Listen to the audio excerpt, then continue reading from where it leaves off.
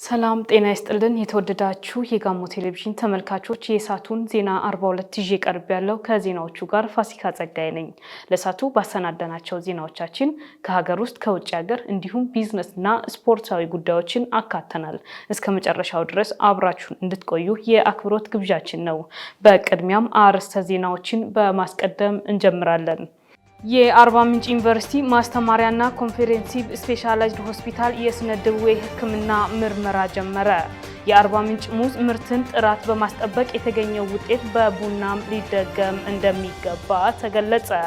የህዳሴው ግድብ የጉባ ብስራቶች ኢትዮጵያን ከኢኮኖሚ ስብራት በማውጣት ወደ ሁለንተናዊ ብልጽግና የሚያሻግሩ መሆናቸው ተመለከተ። የሚሉትና ከውጪ አሜሪካ በሁለት የሩሲያ ነዳጅ አምራች ድርጅቶች ላይ አዲስ ማዕቀብ እንደጣለች ተሰማ። የሚሉት ለሳቱ ያዘጋጀናቸው አቤት ጉዳዮቻችን ናቸው። ተመልካቾቻችን አሁን ደግሞ ወደ አጫጭር ዜናዎች እንሸጋገራለን።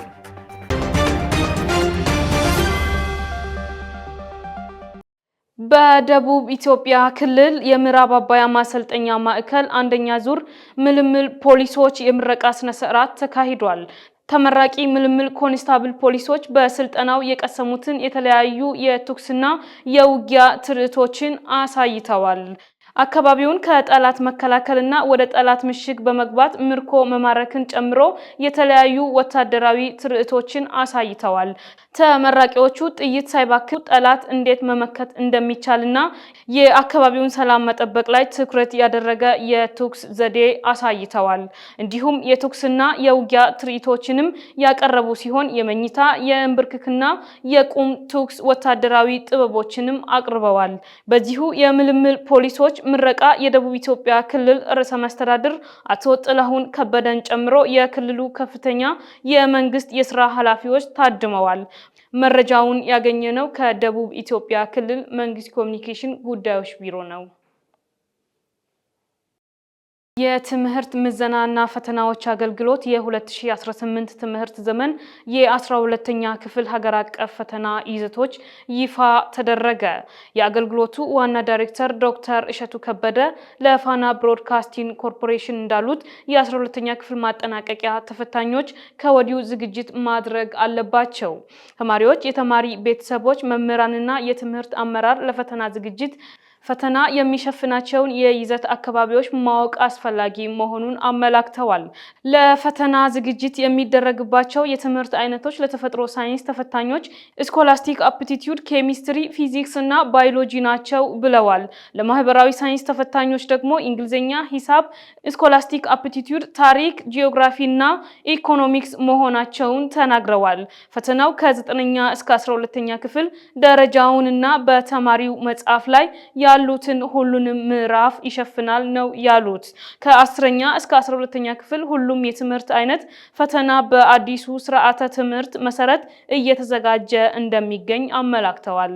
ፈተናው ከተማሪ መጽሐፍ ላይ ብቻ ተመስርቶ እየተዘጋጀ ይገኛል ነው ያሉት። ተመልካቾቻችን እየተከታተላችሁ የምትገኙት የሳቱን ዜና 42 ነው። አሁን ደግሞ በዝርዝር ወደምንመለከታቸው ጉዳዮቻችን እንሸጋገራለን። የአርባ ምንጭ ዩኒቨርሲቲ ማስተማሪያና ኮምፕሬሄንሲቭ ስፔሻላይዝድ ሆስፒታል የስነ ደዌ ሕክምና ምርመራ መጀመሩን አስታወቀ። በዚህ ጉዳይ ላይ ባልደረባችን ሲሳይ ማሞ ተጨማሪ አለው። ሰኔ 2016 ዓ.ም የተመረቀው ሆስፒታሉም ከአካባቢው በተጨማሪ በደቡብ ኢትዮጵያ ክልል ከተለያዩ ዞኖች ለሚመጡ ተመላላሽ ሕክምና ሲሰጥ ቆይተዋል። ሆስፒታሉም ሕክምናዎቹም በኤምአርአይ፣ ሲቲ ስካን፣ ዲጂታል ኤክስሬይ፣ ላቦራቶሪ እና ሌሎችም ዘመናዊ መሳሪያዎች የታገዙ ናቸው። እነኚህ ሕክምናዎች ከፍተኛ የአጥንት ስብራትን ጨምሮ ሌሎች አገልግሎቶችን ያካትቱ እንደሆነ ነው የተመለከተው። በአሁኑ ወቅት ደግሞ ህብረተሰቡ ወደ አዲስ አበባና ውጭ ሀገራት ሄዶ የሚያገኛቸውን ጨምሮ የትኛውንም የሕክምና አገልግሎት መመርመር የሚያስችል የስነ ደዌ ምርመራ መጀመሩን በዩኒቨርሲቲው የጤና ሳይንስ ኮሌጅ ቺፍ ኤግዚኪዩቲቭ ዳይሬክተር ዶክተር ደስታ ጋልቻ ይናገራሉ። ከተመረቀበት ከ2 ሳምንት በተመረቀ በ2 ሳምንት ጊዜያቶች ውስጥ ጀምሮ አገልግሎቶችን እየሰጠ እዚህ ደርሷልና ከሚሰጡ አገልግሎቶች እንደው በቀዳሚነት ለማንሳት የምፈልገው የሲቲ ስካን አገልግሎት፣ የኤምአርአይ አገልግሎት፣ የዲጂታል ኤክስሬይ አገልግሎት፣ ሌሎችም የላቦራቶሪ ምርመራዎች ይጠቀሳሉና እነዚህን አገልግሎቶች በተሳካ ሁኔታ ለማህበረሰባችን መሰረታዊ ጥያቄዎችን ምላሽ በመስጠት እየሰራ ይገኛልና በአሁኑ ሰዓት ዝግጁ ሆኖ የሚገኘው የስነ ደዌ ወይንም ደግሞ የፓቶሎጂ ምርመራ ይጠቀሳል። የፓቶሎጂ ምርመራ እጅግ በጣም አስፈላጊ ለዚህ አካባቢ ወሳኝ እርምጃ ተብሎ ሊወሰድ የሚችል ከዚህ በፊት የናሙና ምርመራ ለማስደረግ እነዚህን ምርመራዎችን ለማካሄድ ሩቅ ያስኬድ የነበረውን ሂደት ሙሉ በሙሉ በሚያስቀር ቁመና ላይ ይገኛል። ሆስፒታሉ ከጋሞ ዞን እስከ ፌዴራል ከሚገኙ አመራሮች ልዩ ትኩረት ተሰጥቶት የቅርብ ድጋፍ የተደረገለት መሆኑን ዶክተር ደስታ አስታውቀዋል። ከአንድ ወር ባነሰ ጊዜም ሪፈራል ሆስፒታሉ የተሟላ ሕክምና መስጠት ይጀምራል ብለዋል። እነኚህም ተኝቶ ሕክምናም፣ የእናቶችና ህጻናት ጽኑና ድንገተኛ ሕክምናና ሌሎችንን እንደሚያካትት ነው ዳይሬክተሩ ያመለከቱት። በአመራሮች ቅርብ ክትትልና ድጋፍ በአሁኑ ሰዓት ተኝቶ ህክምናን ስንጀምር አብሮ ተያያዥ የሚሆኑት የጽኑ ህሙማን ህክምና፣ ኦፕሬሽን አገልግሎት፣ የወሊድ አገልግሎት፣ ድንገተኛ ክፍል ህክምናን የመሳሰሉ ጠቅለል ያሉ ሁለንተናዊ የሆኑ አገልግሎቶችን እናበረክታለን። ከዚህ በፊት ያው ከምርመራዎቹ ከቀደም ከጠቀስኳቸው ምርመራዎች ውጪ በተመላላሽ ህክምና ሰዎች ሲታከሙ ነው የቆዩት። በነገራችን ላይ የተመላላሽ ህክምና ነበረ እና ይህንን በማስፋት የተኝቶ ህክምናን ቀደም ከጠቀስኳቸው መዘርዝሮች ጋር በተሟላ ቁመና የህፃናትን፣ የእናቶችን፣ የአዋቂ ድንገተኛን፣ የኦፕሬሽን አገልግሎት፣ የጽኑ ህክምናን፣ ጽኑ ህሙማን ህክምናን ታሳቢ ባደረገ መልኩ ዝግጅታችን ወደ መጨረሻው ምዕራፍ ተሸጋግሯልና እንግዲህ በቅርቡ ወደዚያው እንግዲህ የምንሸጋገር ይሆናል ማለት ነው። በሆስፒታሉ የስነ ደዌ ህክምና ክፍል ስፔሻሊስት ዶክተር ሚልኪያስ ሚንካም ሆስፒታሉ የጀመረው የስነ ደዌ ምርመራም አጥንትና ማህፀንን ጨምሮ በሌሎች አስቸጋሪ የሰውነት ክፍሎች የሚከሰት በሽታን ናሙና መውሰድ እንደሚያስችል ያስረዳሉ። ህክምናው በአሁኑ ወቅት ዓለም የደረሰበትን የስነ ደዌ ምርመራም በተሟላ መልኩ መስጠት እንደሚያስችል ነው የሚናገሩት። ሰውነታችን ላይ እጢም ካለ፣ ቁስልም ካለ፣ የትኛውም አይነት ኢቭን በአብዶሜን ውስጥ በሆድ ውስጥም ካለ በአልትራሳውንድ በታገዘ ምርመራ በመርፌ ወስደን ምርመራዎችን በማይክሮስኮፕ አይተን በሽታውን የምንደርስበት ማለት በተለምዶ ባዮፕሲ የምንለው ከሰውነታችን ከስጋ ከታካሚዎቻችን ስጋውን ቆርጠን እጢም ይሁን ቁስልም ይሁን የትኛውን ነገር ስጋውን ሙሉ በሙሉ አምጥተን ከዛ በኋላ የራሱ ስቴፖች አሉ ፕሮሰስ አድርገን መጨረሻ ላይ በሽታው ላይ የምንደርስበት የምርመራ አይነቱ። በሆስፒታሉ ተገኝተን ያነጋገርናቸው አንዳንድ ተገልጋዮች እንዳሉት በኤምአርአይ የታገዘ አጥንትና ሌሎችም ከፍተኛ ህክምናዎችን ማግኘታቸውን ይገልጻሉ። ይህም ገንዘብና ጊዜያቸውን መቆጠብ እንዳስቻላቸው ነው አስተያየት ሰጪዎቹ የሚናገሩት። እናቴ ነበረችና ታማ የሆነ ችግር ገጥሞባት እሱን ለማሳከም ነው የመጣው። ስለዚህ ያለው ነገር ሁሉም ነገር እንትን ያደርገው ያመቻቹን ነው። ስለዚህ ለዛ እንዲቪዲ ትላንት ያስገብቼ ነበርኩት ጠዋት መተውሰድ ተብዬ መጥቼ አሁን ወስጃለሁ። ደግሞ ያለው ነገር ሁሉም አጀስት አድርጎ እንትን የሚያደርጉ ምርጥ ነው፣ አሪፍ ነው። በዚህ ቢቀጥሉ ደስ ይላል። ኮይስ ከዚህ የተሻለ እንትን ሊያደርጉ ይችላሉ፣ ግን አሪፍ ናቸው። አስተያየት እንትን አገልግሎታቸው ምርጥ ነው የሰጡት ያሉት።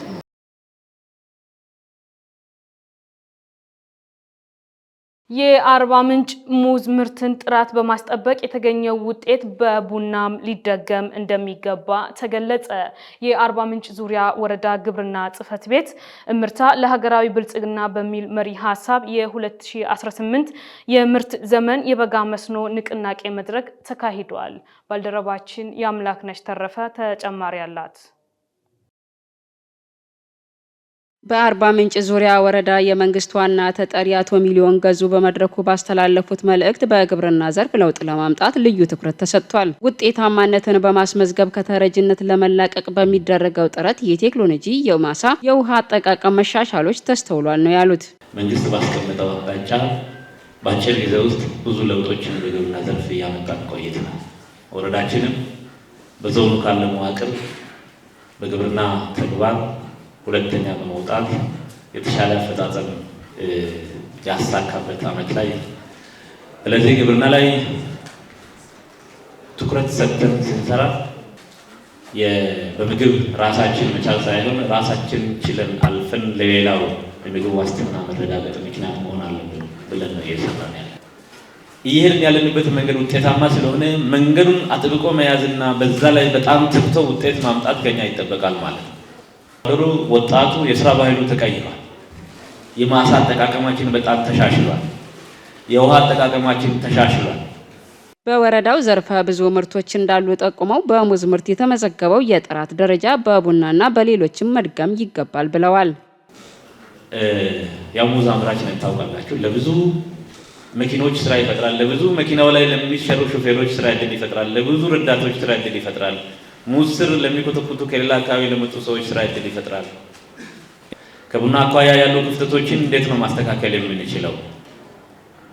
ሙዝ ብራንድ እንዳገኘ ነው ቡና ብራንድ ማግኘት የሚያስችል ስራ መስራት አለብን። በምርት ዘመኑ ምርታማነትን ለማሻሻል ሁሉም የድርሻውን ሊወጣ እንደሚገባ ነው አቶ ሚሊዮን ያሳሰቡት። የአርባ ምንጭ ዙሪያ ወረዳ ግብርና ጽሕፈት ቤት ኃላፊ መርዶኪዮስ ኬርባ ግብርና ከምርት ባሻገር ማህበራዊ፣ ኢኮኖሚያዊ፣ ፖለቲካዊ ፋይዳው የላቀ መሆኑን አብራርተዋል። የምግብ ዋስትናን ለማረጋገጥ በሚደረገው ጥረት ከልማዳዊ አሰራር በመላቀቅ ዘመናዊ አሰራሮችን ማጠናከር ይገባል ብለዋል። ላይ አንዳንድ አካባቢዎች ጋር አንዳንድ አርሶ አደሮች ጋር ስቲል ነው እስከዛሬ ድረስ የተለምደው አይነት እንቅስቃሴ እየተደረገ ነው ያለው።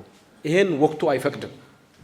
አሁን የደረስንበት ጊዜ ይሄ በእንዲህ አይነት ሁኔታ መሬታችንን እንዲሁ የባከነን የምንኖርበት ጊዜ አይደለም።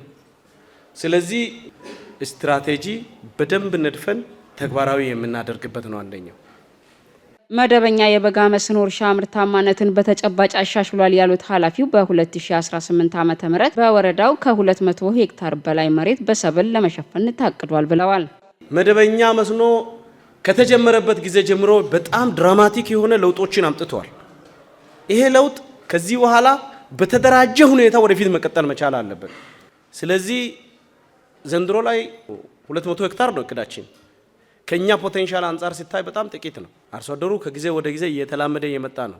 አርሶ አደሩ የግብርና ባለሙያዎችን ምክርና ዘመናዊ ቴክኖሎጂዎችን በቀላሉ እየተቀበለ መሆኑ ስራቸውን ከማቅለል ባሻገር ምርትና ምርታማነትን እያሻሻለ እንደሚገኝ የዘርፉ ባለሙያ ይገልጻሉ። ምርትና ምርታማነትን ለማሳደግ ደግሞ ከማሳ ዝግጅት እስከ ምርት መሰብሰብ ድረስ ያለ ክትትል ያደረግን ነው። ከዚህ ቀደም ምርትና ምርታማነትን ለማሳደግ ጋሞ ልማት ማህበር ከአዋሳ ነበር ዘር ይመጣ ነበረው። ጋሞ ልማት ማህበር ዘር ቢዜት ስራ እያደረገ ስላለ ከዛም ከራሱ ማሳም አልፎ አሁን እኔ አንድ ፎካል ሆኜ ከልማት ማህበሩ ጋር በሁለት በተመለሩ ቀበሌያት ላይ ምርጥ ዘር በቆሎ ቢዜት ለማድረግ የአርሶ አደር ምልመላ አድርገን ኦሪንቴሽን እየሰጠን ያለ ነው። ከዛ ባሻገር አርሶ አደሩ አሁን የግብአት የሰው ሰራሽ ማዳበሪያ መጠን ከጊዜ ወደ ጊዜ የጨመረ ስለሄደ በአብዛኛው የኛ አርሶ አደሮች በየጓሯቸው ላይ ጉድጓድ በመቆፈር ኮምፖስት ያዘጋጁ ምርታቸውን እያሳደጉ ባሉበት ሁኔታ ላይ ነው ያለ ነው። በዘርፉ የተሰጠው ትኩረት የልምድ አሰራርን በመቅረፍ ጉልበትን፣ ጊዜንና ገንዘብን ከመቆጠብ ባሻገር ምርታማነታቸውን እያሻሻለ እንደሚገኝ ሞዴል አርሶ አደሩ ይገልጻሉ። ከዚህ በፊት በአባቶቻችን በወረሰነው በልምድ ከምንጠቀመው ይልቅ ቴክኖሎጂን በመከተል በአመት አንድ ብቻ ስንጠቀም ከነበረ ነው አሁን በጋ መስኖ መጥተው እውነትን ለመውራት ከተለወጡት ውስጥ አንዱ ነኝና በጣም ትልቅ ለውጥ ነው። ስራዎች በአጠቃላይ በቀበሌ ያሉት ግብርናዎች በተለይ እንደ ወንድም ማሳ ላይ በመመላለስ ብዙ ትምህርት በመስጠት ጎን ያለው ኩታ ገጠም ያለው አርሶ አደሮችን በክላስተር በማደራጀት ትልቅ ጠቀሜታ ነው ያገኘ ነው። ጋሞ ቴሌቪዥን የይዘት ስራዎችን ይበልጥ በማሻሻል ተደራሽነቱን ማስፋት እንዳለበት የጣቢያው ቦርድ ሰብሳቢ ዶክተር ደምሴ አድማሱ አሳሰቡ። የተቋሙ ቦርድ በጣቢያው የ2017 አፈጻጸምና በ2018 እቅድ ላይ ተወያይቷል። በዚህ ጉዳይ ላይ ባልደረባችን ሲሳይ ማሞ ተጨማሪ አለው። የጋሞ ዞን ዋና አስተዳዳሪና የቴሌቪዥን ጣቢያው የቦርድ ሰብሳቢ ዶክተር ደምሴ አድማሱ በወቅቱ እንዳሉት ጣቢያ በ2017 መረጃን ለህዝብ የማድረስ አፈጻጸሙ የሚበረታታ ነው። ቴሌቪዥን ጣቢያው መደበኛ ስርጭቱን ከጀመረ 1 ዓመት እንደሆነው አስታውሰው የዞኑን ቋንቋ፣ ባህልና ሌሎች እሴቶችን ለማስተዋወቅ ያደረገውን ጥረት አድንቀዋል። ይህ ውጤት ዜናና ፕሮግራምን ጨምሮ የይዘት ስራዎች ጥራትን የበለጠ በማሻሻል ተጠናክሮ እንዲቀጥል ነው ዶክተር ደምሴ ያሳሰቡት። ተቋሙ እውነት ነው በጣም ስማርት የሆኑ ሰራተኞች አሉበት።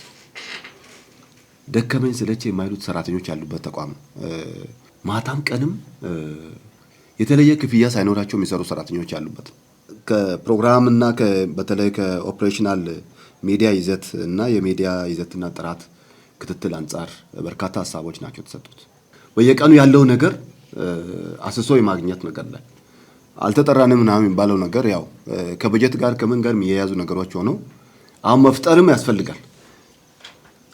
መፍጠንም የሚባለው ነገር በደንብ እዚህ ጋር ጋሞ ቲቪ ላይ ይሰራል በደንብ። ጣቢያው ያለፉት ስራዎቹን አስመልክቶ ወደ ህብረተሰቡ ወርዶ ጥናት ማድረግ እንዳለበት አመልክተዋል። ተሽከርካሪን ጨምሮ አስፈላጊ ግብአቶች እንዲሟሉ ቦርዱ ድጋፍ እንደሚያደርግም ዶክተር ደምሴ ያረጋግጠዋል። የሚተላለፉ ፕሮግራም ቋንቋዎችን 4 ናቸው። አሁን 4ቱን ምን ያህል ሰው ነው ሪች ያደርግ ነው? ምን ያህል ሰው ነው ጋሞ ቲቪ የሚያየው? ይሄን አሁን በደንብ ሰርቬይ መሰራት አለበት። እነዚህ ላይ በጣም ትኩረት መደረግ አለበት። ቀጥሎ እንደ አገር እንደ ዓለም አቀፍ የሚተላለፉ ሚዲያዎች ዘገባዎችም ይኖራሉ፣ ፕሮግራሞችም ሊኖር ይችላልና ከዚህ አንጻር በቀጣይ እነዚህ እቅድ ውስጥ መካተት አለባቸው። አሁን እኛ ጋሞ ቲቪን በበጀት ብቻም ሳይሆን በሌላ በብዙ ነገር የምናግዝበት እየተፈጠረ ነው ያለው። ስለዚህ ጋሞ ቲቪ ይሄን እድል መጠቀም መቻል አለበት። አሁን 1 ሄክታር መስጠት እኮ ማለት በአርባ ምንጭ ከተማ እንዴት ይታሰባል? ከተማ አስተዳደሩ ሊመሰገን ይገባል። ይሄን እድል አሁን መጠቀም መቻል አለብን። እንዴት ነው እዚህ ጋር ይሄን መሬት ላይ ማውረድ የምንችለው የሚለው ነገር በደንብ ማየት ያስፈልጋል። ጥራቱን ክትትል በጣም ያስፈልጋል። በቦርድ ስብሰባው ከተሳተፉ አባላት አብዛኞቹም ተቋሙ ከይዘት ስራዎቹ በተጓዳኝ የገቢ አሰባሰቡን ማሻሻል ልዩ ትኩረት ሊያደርግ እንደሚገባ አስምረዋል። በዚህ ረገድ አብረው የሚሰሩ ስፖንሰሮችንና አጋሮችን በማብዛት በሰፊው አቅዶ ተግባራዊ ማድረግ እንዳለበት ነው ያሳሰቡት። ተቋሙ የቀጥታ ስርጭት ለመጀመር ያደረጋቸውን ጥረቶች በማጠናከር በአጭር ጊዜ አገልግሎቱን መጀመር እንዳለበት የቦርድ አባላት ያመለክታሉ። ቴሌቪዥናችን እንግዲህ የት እንደሚደርስ ወደፊት የሚደርስበትን ግብም ጭምር አስቀምጦ እየተንቀሳቀሰ ያለና በባለፉ ጊዜያት የነበሩ አፈጻጸሞቹን ስናይ በአጭር ጊዜ የተሻሉ ስራዎችን በመስራት የተሻለ ደረጃ ላይ ያለ ቴሌቪዥን ነው። ግን ደግሞ ከዚህም በላይ መስራት ስለሚያስፈልግ የሰው ኃይሉ ምርታማ እንዲሆን አንስተናል። ሁለተኛው ጉዳይ ደግሞ እነዚህን ነገሮች በሙሉ ወደ ውጤት የሚያደርሰው በጀት ነውና የሌሎች ያደጉ ሚዲያዎችንም ልምድ በመውሰድ በራስ ገቢ ወደ ማመንጨት የገቢ እድሎችን አቅዶ በዚያ መሰረት ደግሞ ሰርቶ ውጤታማ እንዲሆንም ጭምር አቅጣጫዎች ተቀምጠዋል። ጋሞ ቴሌቪዥን የዞኑ ሕዝብ ዓይን ጆሮና አንደበት ሆኖ እያገለገለ መሆኑን የቦርድ አባላቱ አመልክተዋል። በመሆኑም የተቋሙ አመራርና ሰራተኞች ኃላፊነታቸውን ይበልጥ ለመወጣት ተቀናጅተውና ተባብረው መስራት እንዳለባቸው ነው ያስገነዘቡት። እንግዲህ በሚቀጥሉ በአጭር ዘመናት ጋሞ ቴሌቪዥን በሀገሪቱ ውስጥ ካሉ ጠንካራ በተለይ ከ1 እስከ 3 ውስጥ ከሚጠሩ ተቋማት አንዱ ለማድረግ በተለይ በቴክኖሎጂ ላይ መሰራት አለበት፣ በሰው ኃይል ላይ መሰራት አለበት እና ከዚህ አኳያ ጠንካራ የህዝብ መሰረት ማስያዝ ላይ መሰራት እንዳለበትም ሰፊ ውይይቶች ተደርገዋል። ከዚህም አኳያ እንግዲህ በቅርቡ እንጠብቀዋለን። የጋሞ ቴሌቪዥን በመመሪያው መሰረት የግለሰቦች አባልነትና የተቋማት አባልነት እንግዲህ ቅስቀሳ ያደርጉናል ብለን ተስፋ እናደርጋለን። በታች ባሉ ሰራተኞችና አመራሮች ይሄ ይከናወናል የሚል እምነት አለ። የጋሞ ቴሌቪዥን ዋና ስራ አስኪያጅ ዶክተር ማንጉዳይ መርጮም ተቋሙ በ2017 ያከናወናቸውን ጠንካራ ጎኖችን በማስቀጠል ክፍተቶችን ለማረም መዘጋጀቱን ይገልጻሉ። ለዚህ ደግሞ ለሰራተኛው ምቹ የስራ ሁኔታ መፍጠርን ጨምሮ ቤተሰባዊ ግንኙነትን ለማጠናከር ጥረት እንደሚደረግ ነው ዋና ስራ አስኪያጁ ያመለከቱት። እንደ ተቋም ስራ አስኪያጅ ብዙ ነው የሚጠበቅብኝ። አንደኛው የውስጥ አንድነትን ማጠናከር ነው። ከሰራተኞች ጋር ያለው ግንኙነት ጠንካራና የስራ ቦታችን በጣም ምቹ ለሰራተኛ መሆን መቻል አለበት። መጀመሪያው አንድ ተቋም እንዲያድግ ትልቁን ድርሻ የሚይዘው የሰራተኛው ስብጥር ነው፣ የሰራተኛው አንድነት ነውና የመጀመሪያው ነገር እንደ ተቋም መሪ በሰራተኛ አንድነት ላይ ጠንካራ ስራ ይሰራል። ምንም አይነት ቅሬታዎች ሲኖሩ ቶሎ ተፈተው ወደ መልካም የስራ አቅጣጫ ተቀይረው ተያይዘን የምንሰራበትን ሁኔታ በማመቻቸት የውስጥ አንድነትን ማጠናከር የመጀመሪያው ነገር ነው። የሰራተኛውን አቅም ለማሳደግ የተለያዩ ስልጠናዎችን በውስጥም ከውስጥም ውጪ ባሉ ምሁራን በማዘጋጀት ፐሪዮዲካሊ በየጊዜው የሚደረጉ ስልጠናዎችን በማመቻቸት የሰራተኛን አቅም ማጎልበት ሌላኛው አቅም ነው የሚሆነው። በተለይም የቴሌቪዥን ጣቢያውን ህዝባዊ መሰረት ለማስያዝ እንደሚሰራም ዶክተር ማንጉዳይ አመልክተዋል። እንዲሁም የሀብት አሰባሰቡን በማሻሻል የራሱን ገቢ ይበልጥ ማሳደግም ትኩረት እንደሚሰጠው ጠቁመዋል። ደረጃውን የጠበቀ የተቋሙ ህንፃ ግንባታን በዚህ በጀት ዓመት ለማስጀመር እንደሚሰራ ነው ዋና ስራ አስኪያጁ ያስታወቁት። ከተለያዩ የውጭ ድርጅቶች ጋር፣ ከተለያዩ የግል ተቋማት ጋር፣ ከተለያዩ ደግሞ ግለሰቦች ባለሀብቶች ምናልባት ተቋሙን ሊረዱ ከሚችሉ ግለሰቦች ጋር ጠንካራ መሰረት በመጣል የማርኬቲንግ ሙያተኞችን በዚህ ልክ ንቁ እንዲሆኑ ስልጠናዎችንም ጭምር በመስጠት በዚህ ልክ ገቢ የሚሰበሰብበትን ሁኔታ በማመቻቸት ተቋሙ በአንድ እግር ቆሞ ራሱን ችሎ ኢቭን ከአሁን በዞኑ ስር ነው ያለው ከዛ ወጥቶ የሰራተኛን ደሞዝ የተለያዩ ጥቅሞችን በራሱ መክፈል ወደሚያስችልበት አቅም የሚያድግበት ሁኔታ ላይ ጠንክሬ እንደ ተቋም ስራ አስኪያጅ ይሰራለው።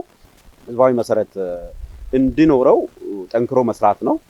ወደ ህዝቡ መውረድ ይፈልጋል። በተሰጠን መሬት 1 ሄክታር መሬት ላይ በዚህ ዓመት ፈጣሪ ከረዳን ከምናገኘው ገቢ የግንባታ ስራ ለመጀመር እቅድ የተያዘ ስለሆነ በዚህ ልክ ተቋሙ ራሱን ችሎ የሚቆምበት የህንፃ ስራ ቢሮዎችና አሁን የምናነሳቸው ችግሮች ቢሮዎች፣ የማንበቢያ ክፍሎች፣ ላይብረሪዎች ስለሚያስፈልጉን ህንፃ ስራውን በፍጥነት ጀምረን ወደ ስራ እንገባበት ነው የሚሆነው። የጋሞ ቴሌቪዥን የቦርድ አባላት የሰራተኞችን ደሞዝ ከመስከረም 2018 ጀምሮ ማሻሻያ እንዲደረግበት ወስነዋል። ታላቁ የኢትዮጵያ ህዳሴ ግድብ ግዙፍ ሀገራዊ ፕሮጀክቶች ኢትዮጵያን ከኢኮኖሚ ስብራት በማውጣት ወደ ሁለንተናዊ ብልጽግና የሚያሸጋግር መሆኑ ተገለጸ። የኢትዮጵያ ዜና አገልግሎት ዘገባን ዮሐንስ ባይሳ እንደሚከተለው ያቀርበዋል። በጉባ የተገነቡ ግዙፍ ሀገራዊ ፕሮጀክቶች ኢትዮጵያን ከኢኮኖሚ ስብራት በማውጣት ወደ ሁለንተናዊ ብልጽግና የሚያሸጋግሩ ናቸው ሲሉ የህዝብ ተወካዮች ምክር ቤት አባላት ገለጹ።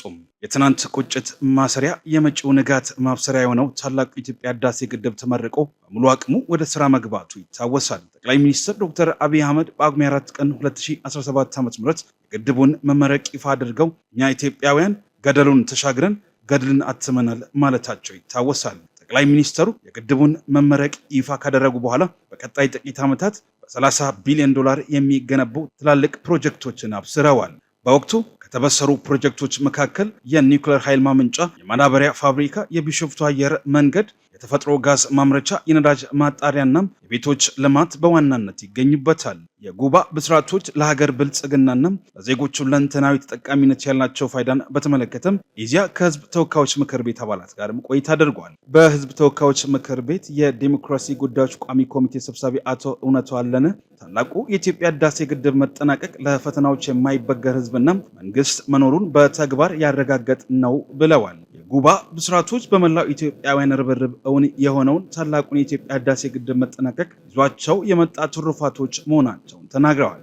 ግድቡ ኢንዱስትሪዎችን፣ ቴክኖሎጂዎችን፣ ኢንቨስትመንቶችን ለማስፋፋት ከፍተኛ አቅም እንደሚሆን ጠቅሰው በኃይል አቅርቦት ዙሪያ ይነሱ የነበሩ ጥያቄዎችን የሚፈታና ሌሎች ፕሮጀክቶችን ወደ መገንባት እንድንሸጋገር ያደረገ ነው ብለዋል። ከግዙፍ ፕሮጀክቶች አንዱ የሆነው የማዳበሪያ ምርትን በሀገር ውስጥ በመተካት የውጭ ምንዛሬን ለማዳንና የማዳበሪያ ፍላጎትን ለማሟላት ሁነኛ መፍትሄ መሆኑን ጠቅሰዋል። የቢሾፍቱ አየር ማረፊያ መንገድ ፕሮጀክትም አፍሪካን የበለጠ እርስ በርስ ከማስተሳሰር ባሻገር የአየር መንገዱን ዓለም አቀፍ ተወዳዳሪነት እንደሚያሳድገው አመላክተዋል።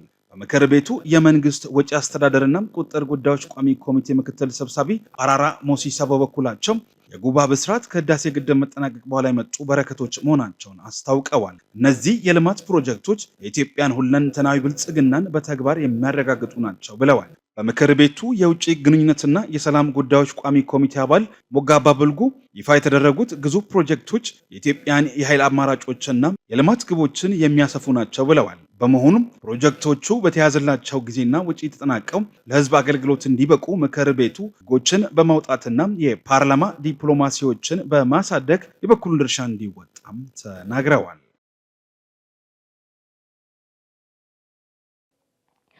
አሜሪካ በሁለት የሩሲያ ነዳጅ አምራች ድርጅቶች ላይ አዲስ ማዕቀብ እንደጣለች ተገለጸ። መስፍን ባንጃ ተጨማሪ አለው። በሁለቱ ግዙፍ ነዳጅ አምራቾች ሮስነፍትና ሉኮይል ላይ ማዕቀብ የተጣለው ሩሲያ የዩክሬንን ጦርነት ለማቆም ከስምምነት እንድትደርስ ጫና ለማሳደር ነው። የአሜሪካው ፕሬዝዳንት ዶናልድ ትራምፕ ከሰሜን አትላንቲክ የጦር ቃል ኪዳን ዋና ጸሐፊ ማርክ ሩቴ ጋር ከተወያዩ በኋላ ከፑቲን ጋር ጥሩ ንግግሮችን ባደርግም ውጤት አያመጡም ብለዋል። ትራምፕ ከሩሲያው ፕሬዝዳንት ቭላዲሚር ፑቲን ጋር በቡዳፔስት ሊያደርጉ አቅዶ የነበረውን ውይይት አራዝመዋል። ሩሲያ ትናንት በፈጸመችው ድብደባ ህፃናትን ጨምሮ 7 ሰዎች ተገድለዋል። የአሜሪካው ግምጃ ቤት ጸሐፊ ስኮት ባሴት አዲስ ማዕቀብ መጣል ያስፈለገው ፑቲን ትርጉም አልባው ጦርነት እንዲገታ ስላልተስማሙ ነው ብለዋል። ነዳጅ አምራች ድርጅቶችን የክሬምሊን ጦር መሳሪያ ስሉ ተናግረዋል። በአፋጣኝ የተኩስ አቁም ስምምነት እንዲፈረምም አሳስበዋል። ፑቲን ለሰላም ስምምነት ዝግጁ አይደሉም ሲሉ ትራምፕ ተችተዋል። ማዕቀቡ በፑቲን ላይ ጫና እንደሚያሳድርም ይጠብቃሉ። ረጅም ጊዜ ይጠብቀናል፣ አሁን ግን በማዕቀብ ጫና ለማሳደር ጊዜው ደርሷል ብለዋል። ፕሬዝዳንቱ በጣም ትልቅ ያሉት ማዕቀብ ፑቲን ጦርነቱን ለማቆም ከተስማሙ የሚቀለበስ ይሆናል። የአሜሪካና የሩሲያ የሰላም እቅድ ሰፊ ልዩነት እንዳለው ለማወቅ ተችሏል። ሞስኮ ጦርነቱን ለማቆም አለመፍቀዷ ዋና ልዩነታቸው እንደሆነ አሜሪካ አስታውቃለች። የአሜሪካ የውጭ ጉዳይ ኃላፊ ማርኮ ሩቢዮ አሁንም ቢሆን ከሩሲያ ጋር ለመነጋገር ሀገራቸው ፈቃደኛ መሆኗን ተናግረዋል። ባለፈው ሳምንት ዩናይትድ ኪንግደም በሁለት ግዙፍ ነዳጅ አምራቾች ሮስነፍትና ሉኮይል ላይ ማዕቀብ መጣሏ ይታወሳል። በዩኬ የሩሲያ ኤምባሲ ማዕቀቡ ዓለም አቀፍ የነዳጅ ገበያን ያናጋል ብለዋል። ኤምባሲው ባወጣው መግለጫ በታዳጊ ሀገራት የኃይል አቅርቦት ላይ ተጽዕኖ ያሳድራል፣ ጫና ለማሳደር መሞከር የሰላም ንግግሩን የሚያሰናክልና ውጥረቱን የሚያባብስ ነው ብሏል። ሁለቱ የሩሲያ ነዳጅ አምራቾች በየቀኑ 3.1 ሚሊዮን በርሜል ነዳጅ ወደ ውጭ ሀገራት ይልካሉ። ሮስነፍት ከሩሲያ የነዳጅ አቅርቦት ግማሹን ይሸፍናል። ከዓለም አቀፍ ገበያው ደግሞ 6 በመቶ ድርሻ አለው። ቻይና፣ ህንድና ቱርክ ዋነኛ የሩሲያ ነዳጅ ተጠቃሚዎች ናቸው። የሀገሪቱ ከፍተኛ ገቢ የሚገኘው ከነዳጅ ሽያጭ መሆኑ ይነገራል። ሌሎች ሀገራትም የሩሲያ ነዳጅ ላይ ማዕቀብ በመጣል ጫና እንዲያሳድሩ ትራምፕ ጠይቀዋል። የአውሮፓ ህብረት ኮሚሽን ፕሬዝዳንት ኤልሰራ ቮንደርሊን ሩሲያ ለሰላም ስምምነት ቁርጠኛ አይደለችም ብለዋል። የአውሮፓ ህብረት ትናንት ሩሲያ ላይ ማዕቀብ መጣሉም ትክክለኛ እርምጃ መሆኑን ተናግረዋል። አሜሪካ ከዩክሬን እንዲሁም ከአውሮፓ እና ከኔቶ አጋሮቿ ጋር 12 ነጥብ ያለው የሰላም እቅድ ላይ ለመወያየት አቅዳ ነበር። ጦርነቱ አሁን ባለበት የውጊያ መስመር ላይ እንዲቆም፣ የታገቱ ልጆች እንዲመለሱና ሁለቱ ሀገራት እስረኛ እንዲለዋወጡ የድርድር ነጥቦች ቀርበዋል። ለዩክሬን መልሶ ግንባታ ገንዘብ መመደብና ዩክሬን ወደ አውሮፓ ህብረት የምትቀላቀልበትን መንገድ ማመቻቸት በእቅዱ ተካተዋል። ትራምፕ በቡዳፔስት ከፑቲን ጋር ተገናኝቶ ፍሬ አልባ ውይይት ማካሄድ እንደማይፈልጉ ገልጸዋል። ከዚህ ቀደም ሁለቱ መሪዎች በአላስካ ቢገናኙም ውይይታቸው የተጠበቀውን ውጤት አላመጣም። መሪዎቹ ለሁለተኛ ጊዜ በቡዳፔስት ከመገናኘታቸው በፊት የውጭ ጉዳይ ኃላፊዎቻቸው እንዲነጋገሩ እቅድ ቢያዝም ውይይቱ ተራዝሟል። የሩሲያ ወታደሮች አሁን ባሉበት ሆነው ጦርነቱ እንዲቋጭ አሜሪካ ብትፈልግም የክሬምሊን ቃል አቀባይ ዲሚትሪ ፔስኮቭ እንዳሉት የዩክሬን ወታደሮች ከዶንባስ መውጣት አለባቸው። ዘገባው የቢቢሲ ነው። ተመልካቾቻችን ለሳቱ ያሰናዳናቸው ዜናዎቻችን እኚህን ይመስሉ ነበር። ከማገባደዳችን አስቀድመን አርዕስተ ዜናዎችን በድጋሚ እናሰማችኋለን። የአርባ ምንጭ ዩኒቨርሲቲ ማስተማሪያና ኮምፕሬሄንሲቭ ስፔሻላይዝድ ሆስፒታል የስነ ደዌ ሕክምና ምርመራ ጀመረ። የአርባ ምንጭ ሙዝ ምርትን ጥራት በማስጠበቅ የተገኘው ውጤት በቡናም ሊደገም እንደሚገባ ተገለጸ። የህዳሴው ግድብ የጉባ ብስራቶች ኢትዮጵያን ከኢኮኖሚ ስብራት በማውጣት ወደ ሁለንተናዊ ብልጽግና የሚያሻግሩ መሆናቸው ተመለከተ። የሚሉትና ከውጪ አሜሪካ በሁለት የሩሲያ ነዳጅ አምራች ድርጅቶች ላይ አዲስ ማዕቀብ እንደጣለች ተሰማ። የሚሉት ለሳቱ የመራረጥናቸው አርዕስተ ጉዳዮቻችን ነበሩ። ተመልካቾቻችን ለሳቱ ያዝናቸው ዜናዎቻችን እኚህን ይመስሉ ነበር። ቀሪ ስፖርትና ቢዝነስ ጉዳዮች ይጠብቃችኋል። በእኔ በኩል ጤና ይስጥልን።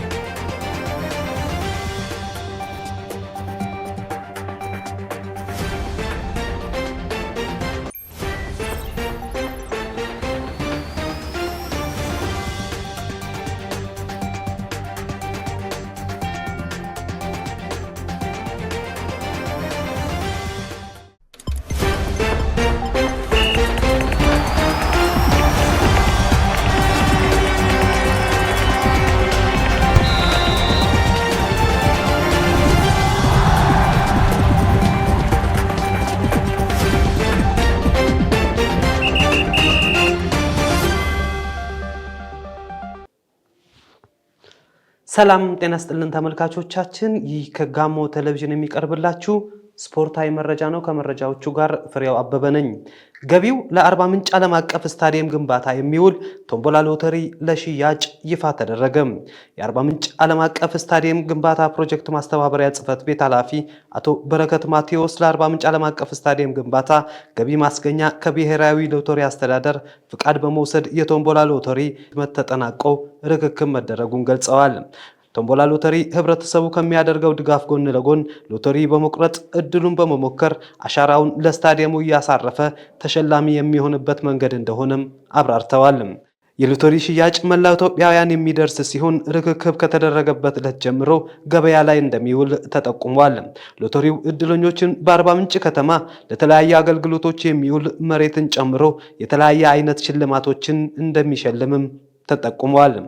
ለአርባ ምንጭ ዓለም አቀፍ ስታዲየም ግንባታ ሀብት ለማሰባሰብ ልዩ የገቢ ማሰባሰቢያ መርሃ ግብሮች በመካሄድ ላይ መሆናቸውን ገልጸው የመንግስት ሰራተኞች በደሞዝ ህብረተሰቡ በአይነትና በገንዘብ አሻራቸውን ለስታዲየሙ እያሳረፉ መቆየቱን ኃላፊው አውስተዋል። የስታዲየም ግንባታ ከተያዘለት ጊዜ አስቀድሞ ለማጠናቀቅ ገቢ ማሰባሰቢያ አማራጮችን በማስፋት በኢትዮ ቴሌኮም የአጭር የጽሑፍ መልእክት በ1 ብር 6111 ኦኬ ብለው በመላክ ህብረተሰቡ የተለመደውን ድጋፍ እያደረገ እንደሚገኝም ገልጸዋል። ኃላፊው አክለውም የስታዲየም ግንባታ እስኪጠናቀቅ ድረስ መላው የህብረተሰብ ክፍል ሎተሪውን በመግዛት እድሉን እየሞከረ ያለውን ድጋፍ አጠናክሮ እንደሚቀጥል ጥሪ አቅርበዋል። የአርባ ምንጭ ዓለም አቀፍ ስታዲየም ግንባታ ፕሮጀክት ማስተባበሪያ ጽሕፈት ቤት ያወጣው ሎተሪ አንደኛ ዕጣ በአርባ ምንጭ ከተማ 350 ካሬ ሜትር ቦታ እንዲሁም ሁለተኛው ዕጣ 2 ባለ 3 እግር የኤሌክትሪክ ባጃጅ፣ ሶስተኛ ዕጣ 3 ባለ 2 እግር የኤሌክትሪክ ሞተር፣ አራተኛ ዕጣ 3 ባለ ዕድሎችን ሙሉ ወጪያቸው ተሸፍነው ዱባይ ደርሶ መልስ ለ5 ቀን የሚቆይ ሽርሽር መሆኑን ከማስተባበሪያ ጽሕፈት ቤት ያገኘነው መረጃ ያመለክታል። ኢትዮጵያ ቡና የመጀመሪያ የፕሪሚየር ሊግ ድሉን አሳካም። የሲቢኢ ኢትዮጵያ ፕሪሚየር ሊግ ሁለተኛ ሳምንት መርሃ ግብር ዛሬ ሲጀምር ኢትዮጵያ ቡና ነገሌ አርሲን አሸንፏል። በአዲስ አበባ ስታዲየም በተደረገው ጨዋታ ቡና 2-1 አሸንፏል። ኢትዮጵያ ቡና የውድድር ዓመቱን የመጀመሪያ ድል እንዲያገኝ የረዱ ግቦችን አቡበከር አዳሙና ፍቃዱ አለማየሁ በስማቸው አስመዝግበዋል። ለአዲስ አዳጊው ነገሌ አርሲ ገብረ መስቀል ዱባሌ ብቸኛዋን ግብ ከመረብ ያሳረፈ ተጫዋች ነው። ሁለተኛው የኢትዮጵያ የኦሎምፒክ ወጣቶች ጨዋታዎች ከጥቅምት 13 ጀምሮ ይካሄዳል። የባህልና ስፖርት ሚኒስቴር፣ የኢትዮጵያ ኦሎምፒክ ኮሚቴ፣ የኢትዮጵያ እግር ኳስ ፌዴሬሽን እና የአዲስ አበባ ወጣቶችና ስፖርት ቢሮ መግለጫ አውጥተዋል። የአምላክነሽ ተረፈ መግለጫውን ተከታትላለች፣ እንደሚከተለው ይቀርባል። መግለጫው ከጥቅምት 15 2018 ዓ.ም ጀምሮ እስከ ጥቅምት 23 2018 በሚካሄደው ሁለተኛው የኢትዮጵያ ኦሎምፒክ የወጣቶች ጨዋታዎችን እየተመለከተ ነው። የኦሎምፒክ የወጣቶች ጨዋታዎች የወጣቶች የልማት ትራክ እንደሆነ በመግለጫቸው የተገለጸ ሲሆን ሀገራቸውን የሚወክሉ ተተኪ ወጣት ስፖርተኞች የሚፈልቁበት መሆኑም ተመላክቷል። የባህልና ስፖርት ሚኒስቴር ተወካይ አቶ ሰለሞን አልዩ እንደገለጹት የወጣቶች ኦሎምፒክ መድረክ አትሌቶች ከስልጠና ያገኙትን እውቀት በመጠቀም አቅማቸውን የሚለኩበትና የሚገነቡበት ነው ብለዋል። የሀገራችን ስፖርት ፖሊሲ ከሚያስቀምጣቸው መሰረታዊ ሀሳቦች መካከል መንግስት ህዝባዊ አደረጃጀቶችን የመደገፍና የመከታተል ኃላፊነት እንዳለበት በማስታወስ መንግስት ለስፖርቱ ልማት ከፍተኛ በጀት በመመደብ እየሰራ እንደሚገኝ አቶ ሰለሞን ገልጸዋል። በዚሁ መሰረት ባለፉት ዓመታት ተቋርጠው የነበሩ ውድድሮች እንዲቀጥሉ ማድረግም ተችሏል ብለዋል። የውድድር መድረክ መፍጠር ማለት ስፖርተኛው አቅሙን የሚገነባበት መድረክ መፍጠር እንደሆነ ተወካዩ በመግለጫቸው ተናግረዋል። የወጣቶች ኦሎምፒክ በቀጣይ ሀገራችን ለምትሳተፍበት የዓለም አቀፍ የወጣቶች ኦሎምፒክ ሀገራችንን የሚወክሉ ስፖርተኞች የሚመረጥበት አንዱ መድረክ እንደሆነም አክለዋል። የወጣቶች ኦሎምፒክ በቀጣይ ሀገራችን ለምትሳተፍበት የዓለም አቀፍ የወጣቶች ኦሎምፒክ ሀገራችንን የሚወክሉ ስፖርተኞችን የሚመረጥበት አንዱ መድረክ እንደሆነም አክለዋል።